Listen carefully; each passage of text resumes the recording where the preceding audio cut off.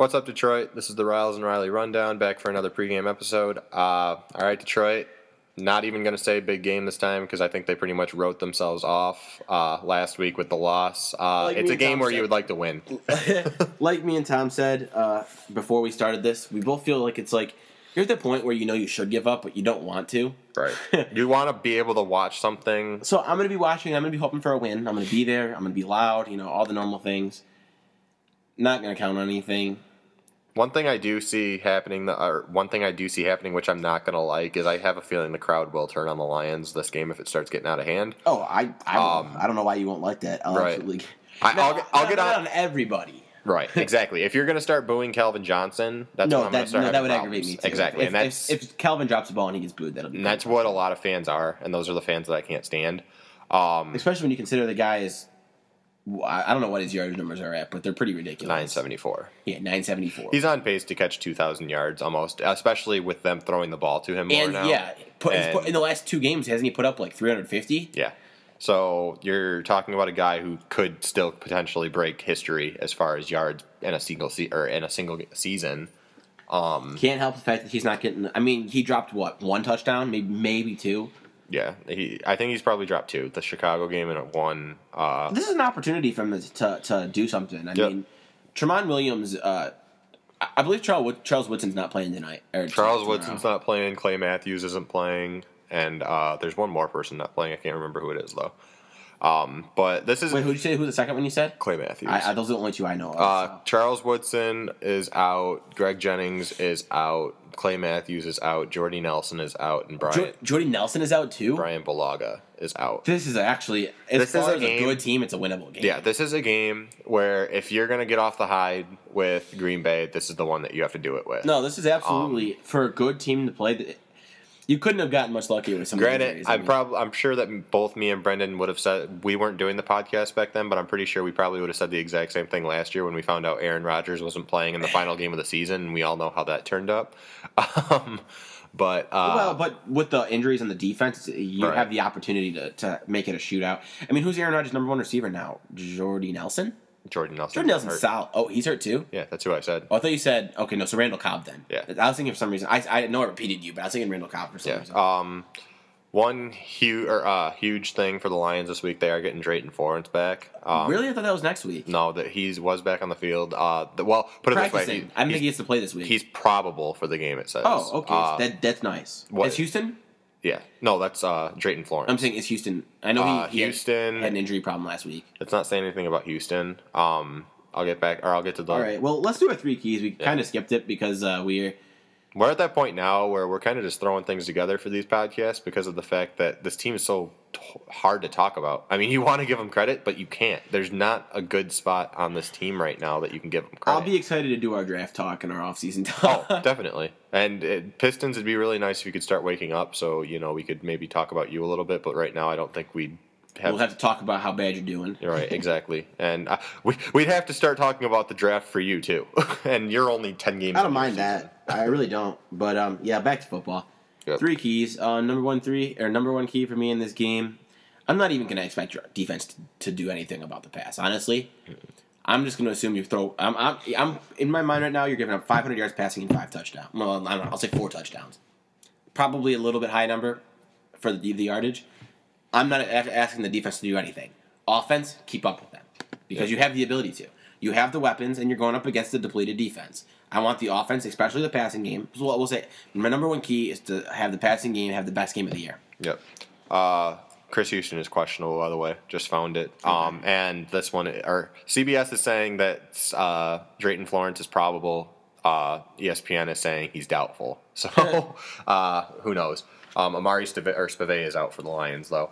My key is going to be get to Aaron Rodgers. I'd like to see Sue. I mean, everybody was making a huge thing about how Sue didn't have a tackle in the last 2 games. He's gone 2 games without a tackle. Sue has played. Well, I don't know if you went back. You heard they went back and actually gave him a sack. Yeah, not even just a tackle. Sue has actually played 2 of the better games that I've seen him play this year in the past 2 games. I mean, I know he doesn't have a tackle, but he has been rushing the quarterback like crazy. I mean, there were 4 plays last game that I counted. Last week, I think the reason people were upset is because of what Jim Schwartz said. And I don't know if you heard it. how and I agree. It was the best game that he's played since coming. And that's to the absolute NFL. BS. Exactly. But I agree with you. I actually did see Soup knock the quarterback on the ground at least 2 or 3 times last week. And I like that out of Soup. I mean, and they're clean. They're not like... Yeah, honestly, the best thing that could happen for Sue, I mean, you want to see him get the sacks and stuff, but there's so much on Sue right now. The best thing is just him being back there. Because, I mean, every time he gets a sack, there's always that possibility of it being dirty, and then all of a sudden you got him turned right back around to the villain. And you know what I love is the fact that he's on pace to put about 7 or 8 sacks up, and people are, like, you know... I've actually been out there saying and I think I could probably easily get ripped for this, and I understand that. If I was offered a first-round draft pick for Sue, I think I would do it. And that's based on a couple things. For one, it's based on his off-field issues. For two, it's based on his the fact that I don't believe he's going to stay. I think when the contract's up, he's gone. Yep. And for three, it's based on the fact that, he's been good, and honestly, I'd say he's been an above average. I don't know if I'd say elite, but an above average, pretty strong defensive tackle this year. One thing I wanted to get at, who was the guy who we cut this week that I texted you about? Alfonso Smith. Okay. Alfonso Smith got cut this week. I don't know if you guys Cool, we have 3 cornerbacks again. Yeah, we have 3 cornerbacks, one of which who is questionable. We can get back to that because we do want to talk about that. Sorry, but let's do our 2 keys. My number 2 key is actually this. Same as your number 1. It's not just to get to Aaron Rodgers, put him on the ground. Yeah. He's hard to he's one of the more calm quarterbacks in the NFL. The crowd noise won't really affect him other than possibly, hearing problems and stuff like that. And that way, he honestly reminds me a lot of Ben Roethlisberger as far as he's not a running quarterback, but he's very slippery quarterback. He can get away from stuff. Right, so I want him on the ground. Yeah. My number 2 key is going to be usually I go caught or force the turnover. Mine this week is going to be don't turn the ball over. I want to see... You've got a depleted defense now. I mean, Clay Matthews is pretty much Green Bay's defense, and what Clay Matthews isn't, Charles Woodson is. And now you have Charles Woodson out too. So now you've got Charles Woodson and Clay Matthews out, 2 of the only players on Green Bay's defense, it seems like. And you've got one of the best quarterbacks and wide receivers in the game. If you turn the ball over, you're not going to win this game because you're probably not going to get very many turnovers, if any. Not only that, but you're not going to play a team that's this depleted on defense. If you give up turnovers, you're going to struggle. Yep. My number 3 is going to be don't allow them to score on special teams. Because if they score on special teams, I think they score on special teams once, you're done.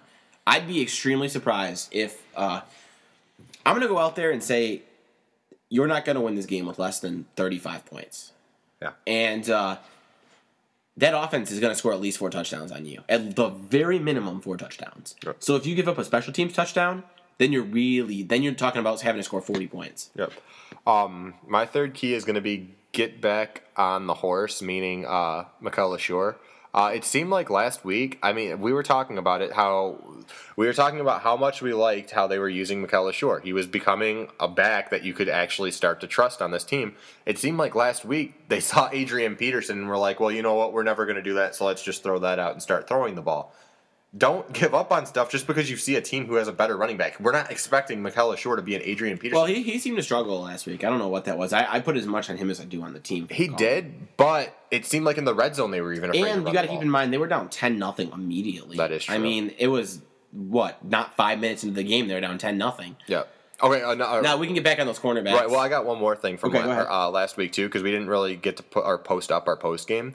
Where was Ryan Broyles last week? And where was Titus Young? And I mean, last week was another week. I texted you last week saying about Mike Thomas. I understand, like with the whole Mike Thomas thing, how we can't get him on the field. Like we can't rush him on the field because it's hard to learn an NFL playbook. I get that. But Ryan Broyles has been there for 8 weeks now, and he was on the field, wasn't he? I just don't think he was thrown to. Yeah, exactly. And he was a really key part of your team for the last 2 weeks. I mean, he was actually putting up some decent fantasy numbers because he was catching everything thrown to him, and didn't look at him. Over the last 3 or 4 weeks, the one thing that we've seen that we've liked is we've seen the Lions really get into, spreading the ball to guys, and you weren't dropping the ball as much anymore. You were spreading the ball to guys and still getting Kelvin his touches, and they're starting to fix the things that we were worried about. And then they didn't do any of it against Minnesota. Right. And it's not like Minnesota's a good team. Well, I feel like they started to fix everything. Great team, and then they put together a really good game a couple weeks ago. And it seemed like they were getting back on course. And then last week, it honestly felt like they completely took a different turn. What's starting to scare me, this year is that I really felt that this coaching staff was going to start to learn, and I don't know if they are. Nope. If this coaching staff continues to stay this stubborn, I don't think this, or not just the coaching staff, but everything in the management, if they stay this stubborn, I don't think this is. I think Jim Schwartz is a great coach, and I think he's got some great basic ideas. But if they stay this stubborn and aren't willing to change from anything, this team is. I don't think they're going to go anywhere. Yep. You got to be willing to change. All right, going to the cut this week. You cut Alfonso Smith. I'm going to go through the depth chart right now of our secondary. We have Chris Houston, questionable. Jonte Green, probable. Amari Spivey, out. Eric Coleman, probable. Louis Delmas, probable. John Really? Wendley, questionable. Oh, that's nice to know. Delmas should be back. Yeah, so you've got you've got 6 guys in the secondary. 4 of the 6 have a Q, P, or an or O next to their name. So what do you decide to do? You go and cut a secondary member who honestly was. Or he wasn't making huge plays on defense, but he was at least he was good enough. He was a better. He's a body. I agree. I wonder if there was something that the fans don't know about as far as some issues or something. Because no, it doesn't. It didn't make sense to me either. Right. I mean, he's been a. I never understood it the first time. He's not a good player, but he's been fine. He's been enough to be. Like you said, he's body. There's not much more you can ask for right now. Right. I actually went through it with my dad today.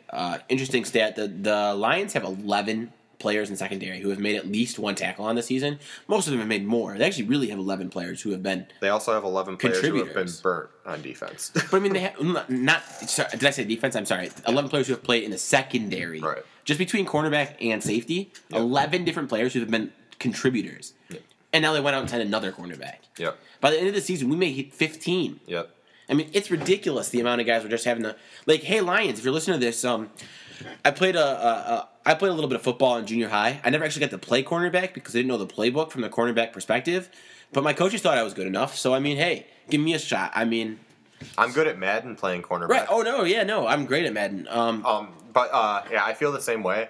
But this team is everything's frustrating me about this team this year. The coach's play calling has been, for the most part, god awful this season. I mean, it's not. That's not even an understatement. Like, they had 2 good games where we both said, "Wow, maybe they're starting to turn it around." Other than that, they've been awful. It's at that point now where it's just frustrating to watch this team because we're getting back to the Lions where how many different ways can you lose in a season? Well, and the most frustrating thing of all is that they're spreading the ball. Yep. I don't mean they're spreading the play calling pretty well as far as. I mean, yeah, you're a little off balance that you're throwing more than you're running, but a good team who it's balance that you're. But they're not doing it at the right time. It's like run. Oh, yep. We're behind. Pass. Exactly. Pass. People are wondering why we're a second half team. It's because in the first half it's run the ball, pass. Run the ball, run the ball, pass. Pass 4 and out or 3 and out. It's always the exact same thing. I bet you could go back and look at the Lions season. I bet you that probably about 60% of their first half drives have been 3 and outs because of the fact they just cannot get yards right now, or it ended with an interception. In the if red I wasn't zone. at the game tomorrow, I think I would. I really wanted to do this, and I should do it and bring up the numbers on the podcast. But I want to sit down and write it on my computer or somewhere on a piece of paper. My prediction: pass or run. I bet you, I really fully believe it's about 70%. I mean, and they're not tricky about it at all. I mean, when they're going to throw the ball, they send a guy in motion and throw. Or when they're running the ball, they all get up the little line. Stafford snaps it on basically a single count. He runs. I mean, it would be different if they're sending guys in motion on runs or they're sending guys on motion. I don't know that I see that personally. I mean, I'm not saying you're wrong, but I haven't noticed that. What I've noticed is that we run the ball on first. I wish that I had a site that could show me these kind of numbers. Yep. I would like to know how often we run the ball on first down because I would put it 95%. It would be close to it. You know what? This is actually not a fair number. Let's put it this way: run the ball on first down in the first half. Because in the second half, it's different. In the first half, I bet you it's probably above 70%. I would not doubt that at all. And in the second half, I bet you it's below 50. Yep. I mean, like you said, the second half team, I think it's everything you had to say. Like, you use your strength to set up your weakness, not the other way around. Yep. And, I was all fine and dandy with this. We'll take what the defense is going to give us thing. But here's my problem. We're not taking what the defense is giving us. Right. We're trying to take what the defense is getting us, but we can't. So you know what you should do? Go out there and tell the defense what they're going to give you. This team was being compared to like the greatest show on turf team from the Rams in 2000 last year. This year, I would compare them more to like Cincinnati or Cleveland or the Cleveland Browns. I mean, they are so boring to watch right now until the fourth quarter. It's at that point now where you could basically fall asleep for the first. The worst part of quarters. it is the offense is boring. The defense is a little more fun to watch. Exactly. You could fall asleep for the first 3 quarters, wake up, and just go pass, touchdown, and there it is. It's one of those. It's very frustrating to watch. The most frustrating thing about it for me is the offense has got so much talent, and people who say this offense doesn't have talent, stop pretending you watch the Lions, please. Yep. I love the people who are calling in on 97.1, and this has been happening, and saying or demanding a trade of Stafford because he's not an elite quarterback. Who cares if he's not even elite yet? The kid's still 24 years old? He's 24 years old. He's 24 years old. He's not going to hit his prime for another 2-3 years. Aaron Rodgers, didn't he starting at the age of 28? I don't know if he's that old. I think he was 26. Either 26 or 27 or 28. Well, he had 3. 26. I think he had 3 years behind Brett Favre, and if he came out of college, he was 22. He came out the same. I believe he came out in the 04 draft. Yeah, so he's and Favre left in 08. 08. So yeah, that's 4 years. 4 years. He came out at 22. So 26. Yeah, I was thinking about 26. Yeah, so I think it was his contract year actually. Yeah, his contract is running out. If he's 26 years old. And you're talking about Matthew Stafford not being an elite quarterback at 24. Maybe you should give this kid a little bit more time, seeing as though he's still, as much as you say want to say he knows all of the offense, he doesn't know all the he knows the offense. He knows the offense, but he doesn't know the secondaries or all the teams in the league yet. That takes experience, and you have to remember, he did sit out an entire season of the NFL, which is not going to help him. I mean, but we really haven't been talking too much about this game, to be honest. I think we, like he said, it's kind of tough to talk about it. I mean, now it's at that point where the pregame and postgames can kind of run in together because you want to talk about this week's game, but you're starting to feel like the season is. Not only that, but it's too hard to talk about this week's game because you don't know what team you're going to see. I mean, you could end up seeing one of the best games out of every single player this week, and completely we'll come on Tuesday and be like, all right, here we come Super Bowl. But no, it's just one of those seasons where. One game you think are going to turn it around, the next week or next game you think they're the worst team in football. I mean, and that's not even an understatement. After that Week 1 game in St. Louis, I really thought, "Holy cow, is this actually this team?" And then once I saw them play Tennessee, it even sunk in more. All right, well, I think for the most part, again, like always, we can wrap up the show. Yeah, it's put it this way, it hasn't been a fun year to be a Lions fan. It's been nope. And hopefully we can have, as much as you want that high draft pick, and I'm okay if we get it, you want this football team to prove to you that they have the talent. Yeah. So we'd like to see a couple more wins. Get us to that 6, 7. Oh, I want 7. I've been saying all year I want at least 7. Yeah, I would like 7 and 9 or 8 and 8. I mean, it's definitely possible to. 7 and 9. We haven't done that yet. 6 and 10 is unacceptable. You're at 4 and 5 right now. You're at 4 and 5 right now. You still have a game against Arizona. 2 very winnable games. You have a game against Arizona, win. And Indy at home. And you have a game against. And they've been much. I believe though the Colts are actually 4-1 at home and 2 and 3 on the road. Yeah, I mean the Colts definitely isn't as winnable of a game as we thought it was going to be at the beginning of the season, just because Andrew. I still think it's a game you should win. Yeah. I think you're the better team. Yeah, talent wise. Yeah, definitely. But I mean, a lot of it has to do with what Andrew Luck comes out. If Andrew Luck comes out and throws for 400 yards, give the kid credit and say, "Welcome to the NFL." I mean, it's. I think personally that the winnable game on I think they can beat can beat Indianapolis, but my winnable game that I didn't think that they were going to win earlier was the last game in Chicago. Or the last game in Detroit against Chicago. I think that's definitely going to be a win now. That's funny. I don't know what you're seeing that on. I've been watching Chicago.